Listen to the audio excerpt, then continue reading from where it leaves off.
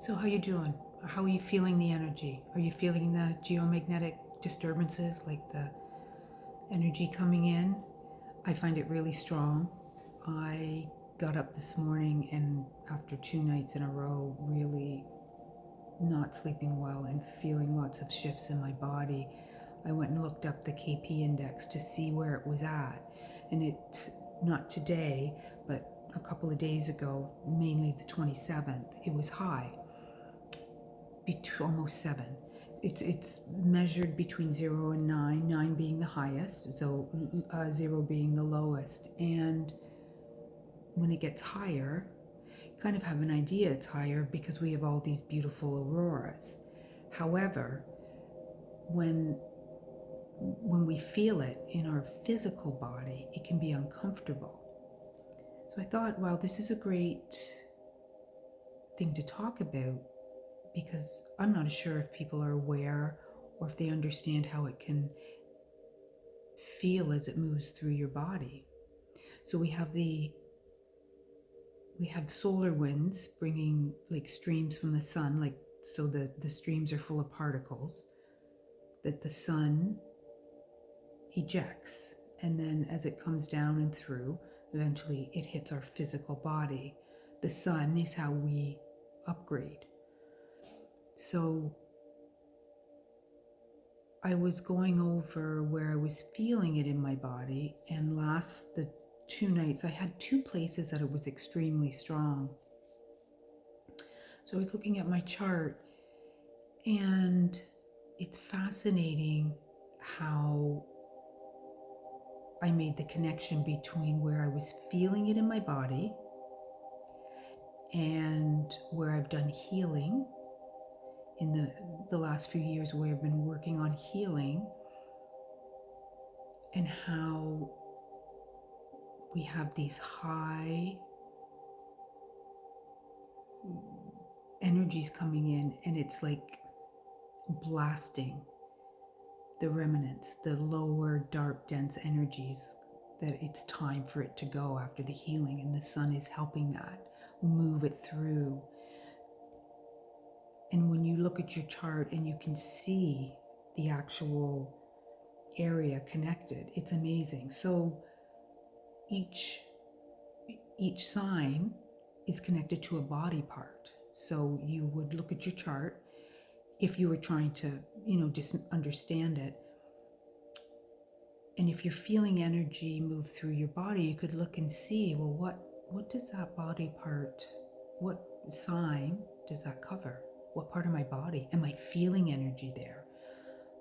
I'll just do a little share of how I felt it. So there was a lot of energy coming through my teeth, my gum structure, really, really intense. And Saturn rules structures in the body, teeth or bones. And moving through where I have, and now the other little part to pull to that, sorry, bear with me, is where Saturn sits in my chart, the house it sits in, what it rules. So Saturn rules the 10th house. And I have something else in my chart there that is about wounding. It is my Chiron.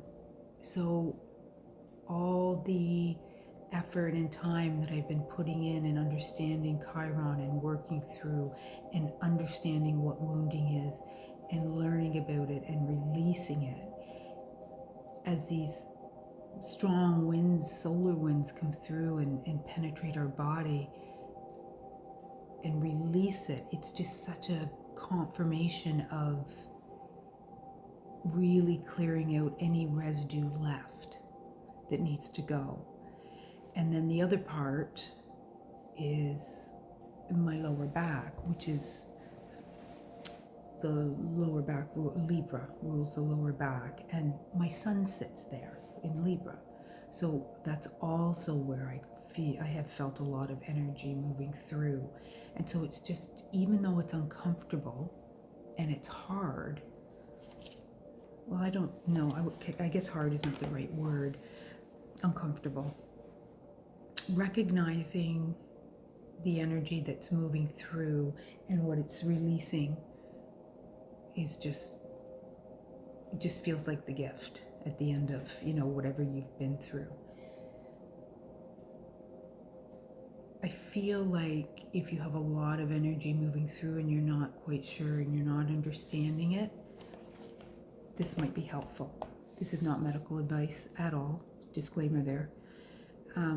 But it is energy, and it's how it can work and manifest and move through your body. I feel the more work you do and that you're aware of, like on your healing journey, because the healing journey never ends. We're constantly evolving and growing and working through layers. But the last few years have been really big.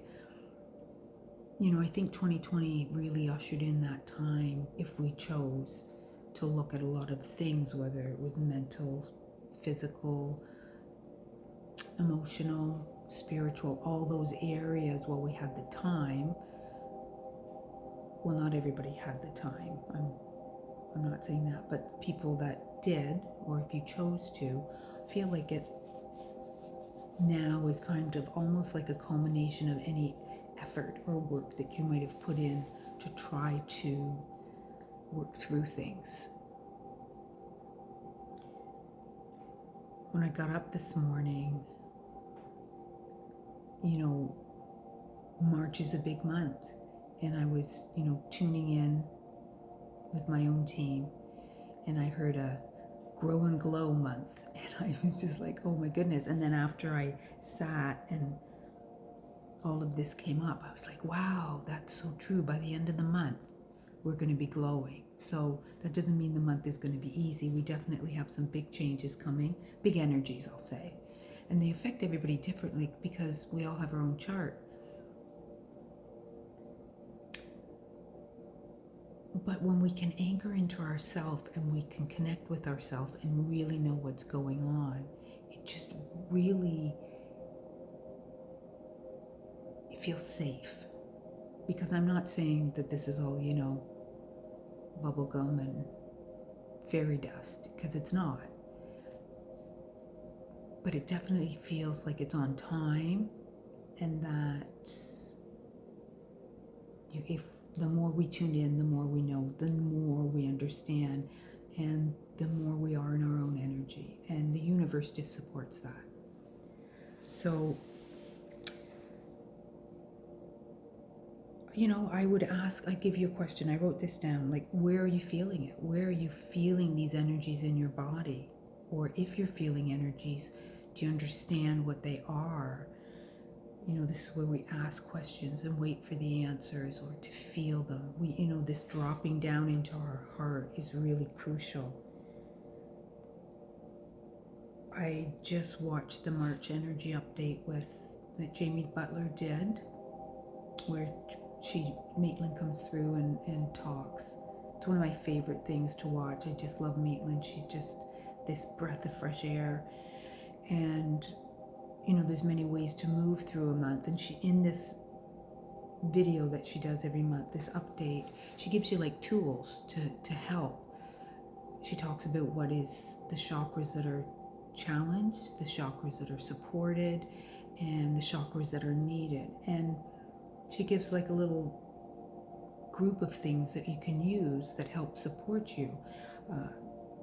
Crystals, essential oils. She gives frequency. Some people like bathing in frequency. She gives like an animal.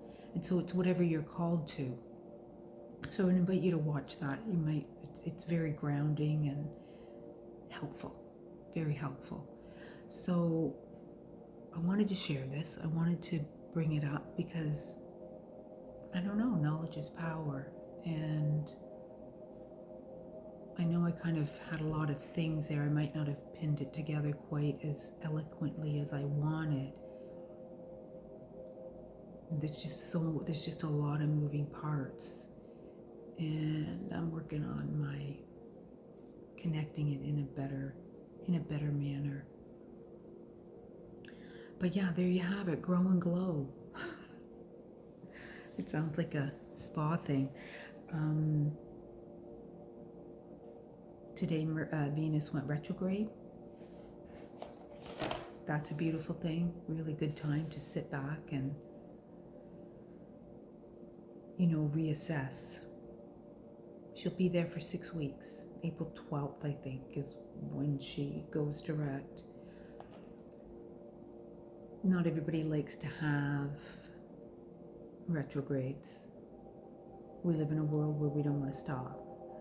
I've learned that retrogrades are really beneficial when you embrace them, at least in my experience. We don't have Venus retrograde all the time, so when she goes retrograde, it's a really great time to reevaluate, our value, our worth. Maybe an old idea is going to come back. It's so different for everybody because it depends on where it's showing up in your chart. But the beautiful thing about Venus is if you embrace her retrograde, there's like a re-emergence there. So I might come on and talk later a little bit more about that. I just wanted to touch on it today in case it was important for somebody. I don't know why that was just coming through. We also have a retrograde mid-month, then we have eclipse season, just a lot of energy. So I don't want to jump ahead. I just want to stay in the now, keep moving day by day, because in this now moment is what we create for the next, and appreciating myself and my body and what it's been through and what it's showing me and teaching me, what it's releasing to allow all this new in is it's amazing. The human body really is quite the masterpiece. So I'll leave you with that, and I hope wherever you are doing well. So remember, love more loudly.